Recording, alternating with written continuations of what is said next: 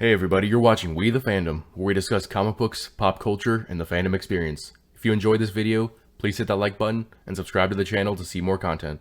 How's it going everybody? Jacob here at We the Fandom. So, WandaVision has consistently surprised me, but today it was not a good surprise, it was actually kind of a letdown. And as I get into that, I'm not going to go through everything chronologically like I normally do. I'm just going to talk about it as I think it happened in the episode. But the first thing we see is we saw Darcy get caught in the hex in the last episode, and I assumed she would get turned into a circus character, and she did. But it wasn't super important because almost immediately, Vision sees her, and having remembered her from when he tried to escape the hex, he uses his whole mind phase thing and unlocks her memories. After which she basically explains to him everything, like how he originally died with Thanos and all that, and the aftermath, and what's been going on with the WandaVision show. He basically knows everything now. And so he leaves to go find her, and we basically don't see him again for the rest of the episode. By the way, this episode, in keeping with sitcoms, definitely felt like The Office. And there was some other kind of feel there to it, but I wasn't sure what the other show type was. But next, I want to get into the Aerospace Engineer. And the person who were they really made a big deal about it for the last two episodes, and it turns out to be Major Goodner. Who is that? I mean, it's not a character from the comics, I checked. It's basically a nobody. Very disappointing. Unless there's actually someone else behind the curtain who made the truck, but it couldn't actually bring it there, then okay. But what we got was just some random, I believe it's an Air Force major who brought the truck to Monica. So that was kind of lame.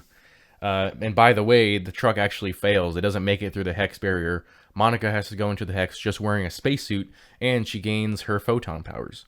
A lot sooner than I would have imagined, by the way. I thought they'd wait to the finale, but no. She even tries to use her powers in a standoff with Wanda before Agnes shows up, which is a perfect segue because it turns out... Well, actually, I'm going to go back a little bit. Agnes makes the twins disappear early on in the episode, and when Wanda shows up to her house and tries to find them, she goes down to Agnes's basement, and it's basically what you'd picture the basement of an actual witch to look like. In there was a book that writers obviously wanted us to notice, but I'm not entirely sure what it is. It could be the Darkhold, but we don't know that for sure. But Agnes basically gets her own intro, and the scenes that play during the intro show us that she has in fact been manipulating everything from the beginning, including bringing Pietro to the door. Now, does this mean that this isn't the X-Men version of Peter? Not necessarily.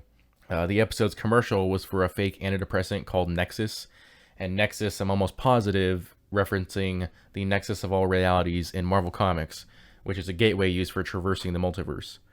So that clue, on top of all the magic stuff with Agnes, this is definitely leading into Doctor Strange 2, which I've said on numerous occasions. But yeah, Marvel really threw all their cards on the table, or at least a couple of the big ones. Identity of Aerospace Engineer, which didn't really turn out to be anything.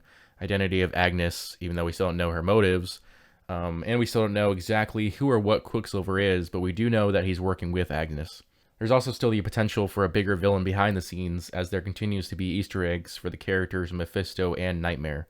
But there are only 2 more episodes, and my guess is that they're going to do one of 2 things. One, episode 8 is going to focus entirely on the origin story and motives of Agatha Harkness, and then reveal the bigger, badder villain in the finale, or they will continue the trend of spreading it out and stringing us along, which I think they're probably going to do because a lot of the mystery of the show is gone now. We do have a couple more things that we want to figure out. The last 2 episodes, surprisingly, have kind of lacked the interesting, mysterious nature that the first half of the season had, and their reveals aren't really as direct or in-depth as they were. But we still got 2 more episodes, so yeah, that's all I have for you guys today. If you are new to We the Fandom, please hit that subscribe button. If you enjoyed this video, please smash the like, and I will see you all next time.